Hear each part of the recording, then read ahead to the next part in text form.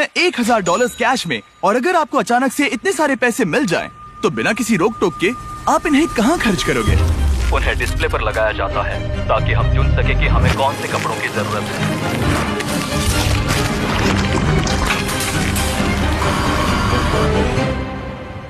Uganda के rural इलाकों के लाखों लोगों के लिए ये पैसे अलग तरह से इस्तेमाल किए जा सकते हैं। इनमें से ज्यादातर लोग एक दिन का गुजारा सिर्फ $1 या $2 में करते हैं, जिसका मतलब है एजुकेशन लेना, एक बिजनेस शुरू करना, खुद का इलाज करवाना और इलेक्ट्रिसिटी मिलना तो यहाँ नामुमकिन सी बात है। तो मुझे लगता है सोल्यूशन आसान है, राइट? हम ये पैसे उन्हें क्यों नहीं देते? लेकिन फिर मुझे लगा इतने सारे पैसे जिन्होंने पहले कभी नहीं देखे, ऐसे लोगों को हजारों डॉलर्स देना बहुत ही गैर जिम्मेदारी होगी। इसलिए जब एक ऑर्गेनाइजेशन इस काम में मदद करने के लिए हमारे पास आई, तब एहसास हुआ कि और पता करने के लिए वहाँ जाना ही होगा। युगांडा एक खूबसूरत देश है और ये कुछ कमाल के लोगों से भरा हुआ है। पर जब भी पहली बार गिव डायरेक्टली इस प्रोग्राम के बारे में मेरे पास आए, तब मेरी शुरुआती रिएक्शन ये थी कि ये एक बहुत बुरा आइडिया है। मुझे लगा कि पूरे 1 साल की तनख्वाह जितनी रकम ऐसे लोगों को देना जो भयंकर गरीबी में जी रहे हैं, इसका अंजाम आखिर में बहुत भयानक हो सकता है। गिव डायरेक्टली एक स्ट्रिक्ट सिलेक्शन प्रोसेस के जरिए सबसे ज्यादा जरूरतमंद गाँव की पहचान करते हैं और हर एक परिवार को साइन अप करवाते हैं। उसके बाद वो रेसिपिएंट को एक मोबाइल फोन देते हैं और एक यूनिक पिन नंबर तैयार करते हैं। फिर पैसे उनके सिम कार्ड पर भेजे जाते हैं ताकि वो सीधे ट्रांजैक्शन कर सके, या फिर करीबी आउटलेट पर जाकर एक मोबाइल मनी एजेंट से पिन का इस्तेमाल करके पैसे निकाल सके। कम्युनिटी में नौकरी के मौके सीमित होने की वजह से गाँव वालों के लिए अपने परिवार को संभालना भयानक रूप से मुश्किल हो गया है। इन्हीं लोगों में से एक है पॉल। मेरी एक बीवी है, 2 बच्चे हैं, इसीलिए मैं रुका हुआ हूँ। मेरा परिवार दिन में सिर्फ एक बार खाना खाता है। हम बस एक बार खाते हैं, रात के समय।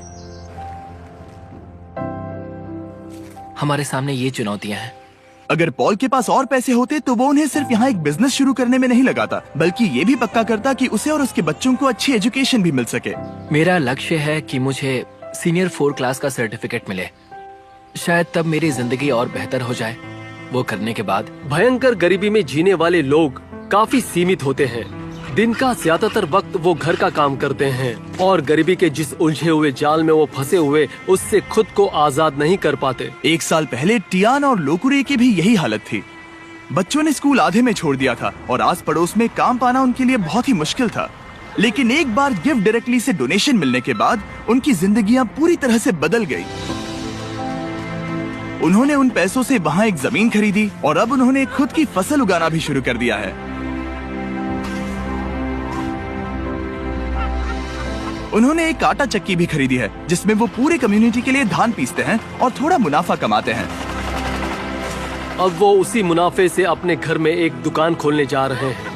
और उसके साथ ही अब लोकुरे ने गांव में एक फ्यूलिंग स्टेशन भी शुरू कर दिया है। ये प्रोग्राम उस बात की जिंदा मिसाल है, क्योंकि ये एक ऐसी इकोनॉमी को बढ़ावा देता है जो बिजनेसेस बनाने में मदद करती है।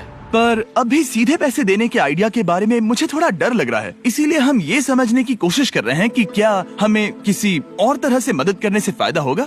इसलिए हम मिले सिल्वेस्टो से, जो है एक local give directly field officer. मैं इसी समुदाय से हूँ, कारामोजा में काम करता हूँ। मैं यहीं पैदा हुआ और पला बड़ा हूँ। तो अब मेरी कहानी बताता हूँ। जब मैं बड़ा हो रहा था तब मैं स्कूल में था। ये तब हुआ जब मैं सेकेंडरी स्कूल में था। आगे की पढ़ाई के लिए मेरे माता पिता पैसे नहीं जुटा पा रहे थे, तो मेरी पढ़ाई के लिए उन्हें हमारा घर बेचना पड़ा। और वो मेरे लिए मेरे सपने को बेचने जैसा था। ये मेरी यादों को बेचने जैसा था। गरीबी की बात करें तो सबसे मुश्किल गरीबी सपनों की गरीबी होती है। गिव डायरेक्टली के साथ जुड़ने के बाद एहसास हुआ कि ये उन चैरिटीज से काफी अलग है जिनके साथ मैंने पहले काम किया था। गिव डायरेक्टली हमें पैसे देते हैं और जब किसी समुदाय में पैसे जाते हैं तब उनके बिजनेस को बढ़ावा मिलता है। इन पैसों से वो अपनी जरूरतें पूरी करने में सक्षम हो जाते हैं।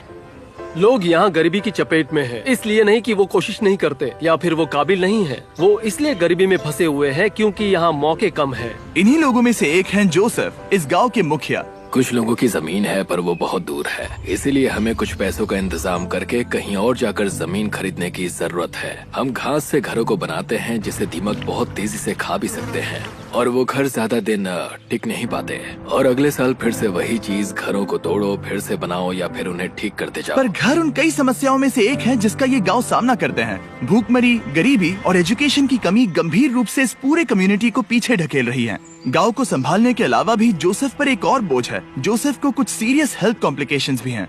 कुछ साल पहले इन्हें एक स्ट्रोक आया था जिससे ये कमजोर पड़ गए हैं और पैसे ना होने के कारण हेल्दी रहने के लिए इन्हें जिन दवाइयों की जरूरत है उन्हें खरीद नहीं पा रहे। यहाँ पर जीना बहुत मुश्किल है। पता नहीं मैं बच पाऊंगा या फिर नहीं। मैं सच में नहीं जानता क्यों स्ट्रोक एक बहुत ही गंभीर बीमारी है। क्या पता, मैं नहीं जानता।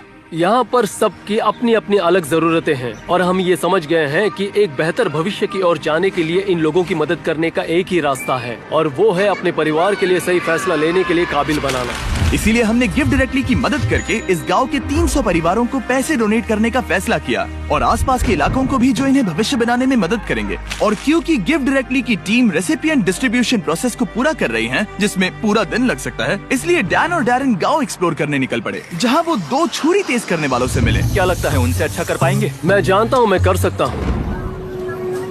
चलो डैरेन, तुम कर सकते हो। देखो इसे ऐसे ऐसे पकड़ो और फिर ऐसे करो, ऐसे।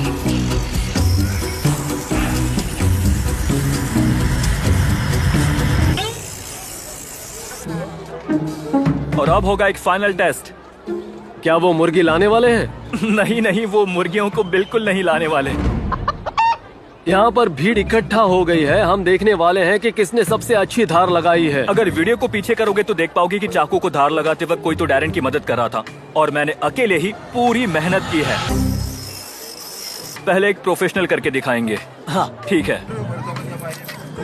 और अब डैन और डैरेन की बारी थी। मैं हूँ चैंपियन। हाँ तुम ही तुम एक चैंपियन। चैंपियन हो। हार माननी नहीं थी, इसीलिए डैरेन ने बदला लेने की कोशिश की। अफ्रीका में चारों ओर अपने सर पर सामान रख कर ले जाना एक आम सी बात है। डैन और मैं वो करने की कोशिश करेंगे। बाप रे। तैयार? नहीं नहीं, रुको। तुम ठीक हो? क्या तुमने हाथ हटा दिए? हाँ। तुम ये कैसे कर रहे हो? ठीक है। तैयार हो? ओ, मैं जीत गया। अरे यार, ओके। डैरेन इस बार जीत गया, पर इसका बैग। तुम ये कैसे कर रहे हो?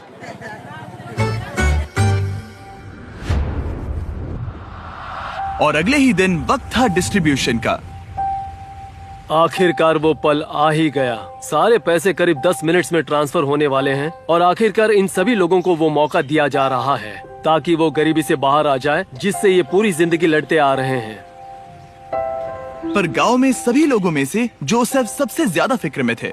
उन्हें पता था कि इन पैसों से उनकी और उनके परिवार की जिंदगी बदल सकती है। यही वो पल था जिसका इन्हें इंतजार था। पूरी कम्युनिटी घबराई हुई थी और साथ ही एक्साइटेड भी।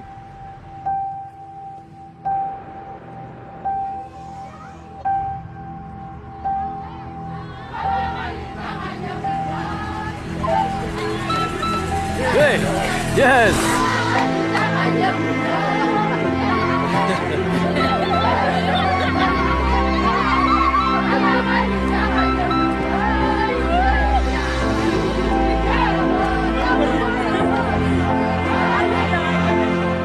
ये वाकई में कई जिंदगियों के लिए बदलाव लाने वाला पल था। ये मौका सिर्फ इन लोगों को ही नहीं मिला बल्कि इनके बच्चों को और उनकी आने वाली पीढ़ियों को भी मिला है। गिव डायरेक्टली के साथ मिलकर हम इस गांव के हजारों लोगों की जिंदगियां बदलने में कामयाब हो पाए।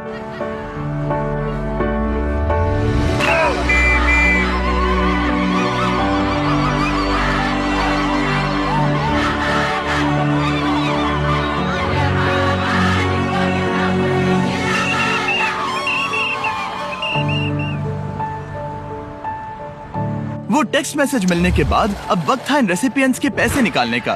पिछले कुछ सैकड़ों सालों से इन लोगों को मौका ही नहीं मिल पाया था, लेकिन अब आगे जाकर उन्हें वो मौका मिलेगा। इतिहास की वो पूरी श्रृंखला टूट चुकी है और अब वो अपने लिए ही नहीं बल्कि आने वाली सभी पीढ़ियों के लिए भी एक मजबूत भविष्य उभार सकते हैं।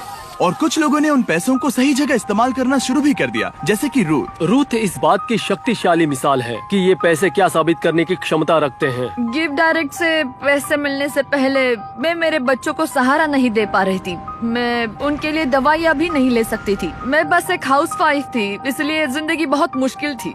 पर ऐसे हालातों के बाद भी रूथ ने गिव डायरेक्टली से मदद लेकर अपने सपने पूरे करने की ठान ली थी। उसे अपने उन सपनों को पूरा करने का मौका दिया गया था जिससे ये अपने आप को और अपने बच्चों को एक उज्जवल भविष्य की राह पर ले गई। अब वो अपने अंदर के बिजनेस की स्किल्स के जरिए खुद में सुधार लाने के काबिल बन चुकी है, जिससे बाद में उसके समुदाय में भी सुधार आएगा। अब मैं मेरे परिवार की जरूरतें पूरी कर सकती हूँ और फिलहाल जिंदगी बहुत आसान है। अब ये पहले जैसे बिल्कुल भी नहीं है। पर रूथ ऐसी अकेली नहीं है जिसने अपने पैसों से कुछ कमाल का शुरू किया है। मिलिए आयु माँ से। इन्होंने अपनी पूरी जिंदगी एजुकेशन में लगा दी है। सालों कड़ी मेहनत करके एक एक पैसा जोड़ने के बाद इन्होंने जमीन खरीदने के लिए पैसे इकट्ठा कर लिए और गिफ्ट डायरेक्टली से मिले पेमेंट की मदद से ये यहाँ बना पाई कुछ क्लासरूम्स, टॉयलेट्स और यहाँ तक कि इन्होंने 7 टीचर्स भी रख लिए और आज इस स्कूल में 200 से भी ज्यादा बच्चे पढ़ रहे हैं।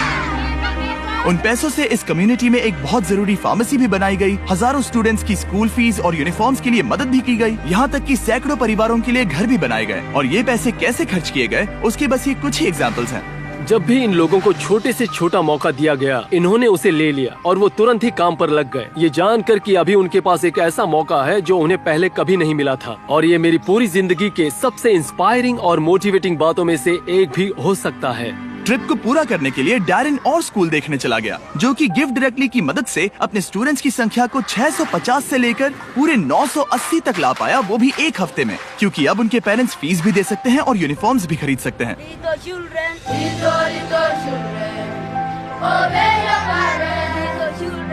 आप गड़गड़ाहट की आवाज सुन सकते हो, तब असल में बारिश शुरू हो गई थी। पर जैसे ही बच्चों ने गाना गाना शुरू किया, वो बादल हट गए और यहाँ पर उजाला हो गया। ये बहुत ही कमाल का अनुभव था।